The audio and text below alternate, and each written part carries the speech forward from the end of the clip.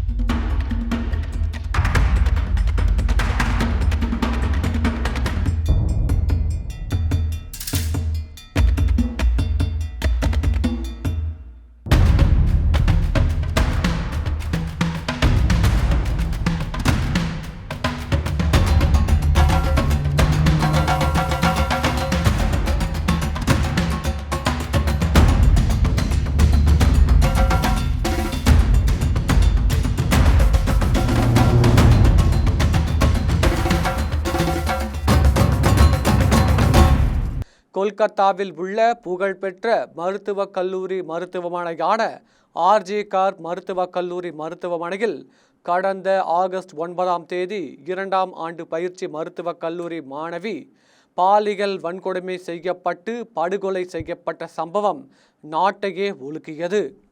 இந்த வழக்கில் முதலில் கொல்கத்தா நகர போலீசார் அசட்டையாக விசாரணை மேற்கொண்டதாகவும் குற்றவாளிகளை காப்பாற்றும் வகையில் நடந்து கொண்டதாகவும் புகார் எழுந்தது.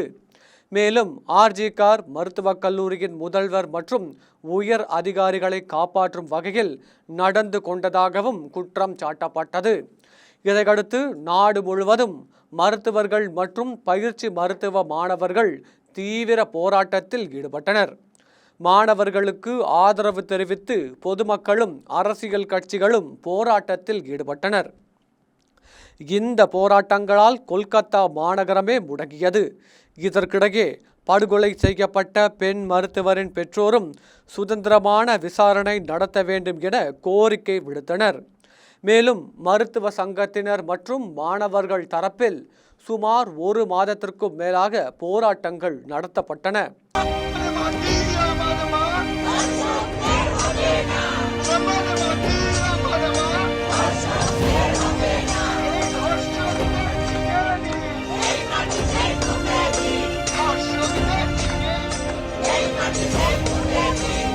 இதையடுத்து கொல்கத்தா உயர்நீதிமன்றம் தாமாக முன்வந்து விசாரணையை மேற்கொண்டு போலீசாருக்கு பல்வேறு உத்தரவுகளை பிறப்பித்தது.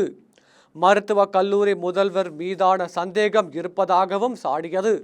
அந்த நேரத்தில் மாநில முதல்வர் மம்தா பானர்ஜி தெரிவித்த சில கருத்துக்கள் கடும் சர்ச்சையை ஏற்படுத்தியது.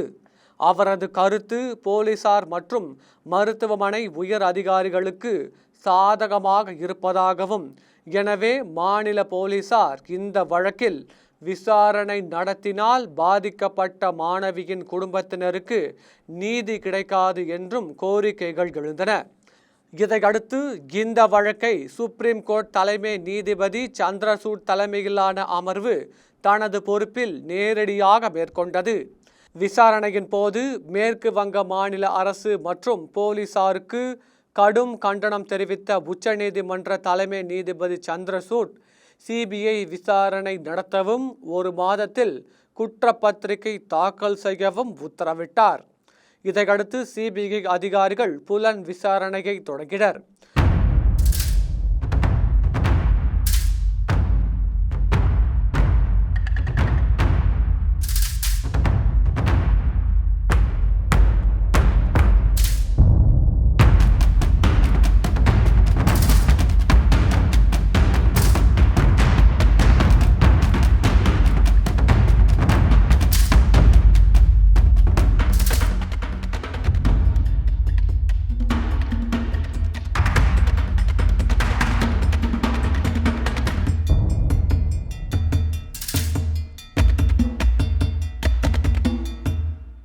விசாரணையின் போது பாலியல் வன்கொடுமையில் ஈடுபட்ட போலீஸ் தன்னார்வலர் சஞ்சய் ராய்க்கு மரபணு சோதனை, உண்மை கண்டறியும் சோதனை என பல்வேறு நவீன சோதனைகள் நடத்தப்பட்டன.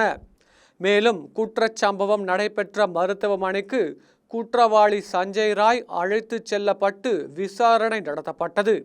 மேலும் பல்வேறு கோணங்களில் 58 நாட்கள் சுமார் 200 சாட்சிகளிடம் விசாரணை நடத்தி கொல்கத்தாவில் உள்ள சிறப்பு நீதிமன்றத்தில் முதல் குற்றப்பத்திரிகை தாக்கல் செய்யப்பட்டுள்ளது. குற்றப்பத்திரிகையில் மாணவி கொலை வழக்கு தொடர்பான விவரங்கள் நடைபெற்றுள்ளன. மேலும் இதில் மருத்துவ மாணவியை பாலியல் வன்கொடுமை செய்த போலீஸ் தன்னார்வலர் சஞ்சய் ராய் என்பது உறுதியானது. குற்றப்பத்திரிகையில் ஆகஸ்ட் 9 இரவு பெண் பயிற்சி மருத்துவர் வழக்கம் போல் பணியில் ஈடுபட்டுள்ளார். பின்னர் அவர் மருத்துவமனையின் செமினார் ஹாலில் ஓய்வு எடுத்தபோதுதான் இந்த படுபாதக செயல் அரங்கேறியது தெரிய வந்துள்ளது. மாணவி ஓய்வில் இருந்தபோது சஞ்சய் ராய் மருத்துவமனைக்குள் அதிகாலை 4 மணிக்கு சென்றதும் பின்னர் 30 நிமிடங்கள் கழித்து வெளியே வந்தது தொடர்பான கண்காணிப்பு கேமரா காட்சிகளும் இணைக்கப்பட்டுள்ளது. பெண் மருத்துவர் உடலில் 16 வெளிக்காயங்களும் 9 உள்காயங்களும் இருந்தது. சஞ்சய் ராய்க்கு நடத்திய DNA சோதனையில் அவர் பாலியல் வன்கொடுமை செய்தது உறுதியாகி உள்ளது என்று கூறப்பட்டுள்ளது. மேலும் இந்த வழக்கில் விசாரணை தொடர்ந்து நடைபெற்று வருவதாகவும், எனவே தேவைப்பட்டால் துணை குற்றப்பத்திரிகை தாக்கல் செய்யப்படும் என்றும் அதில் தெரிவித்துள்ளனர். இந்தியாவை அதிர வைத்த கொடூர குற்றத்தில் குறுகிய காலத்தில் விசாரணை நடத்தி CBI அதிகாரிகள் குற்றப்பத்திரிகை தாக்கல் செய்துள்ளது குறிப்பிடத்தக்கது.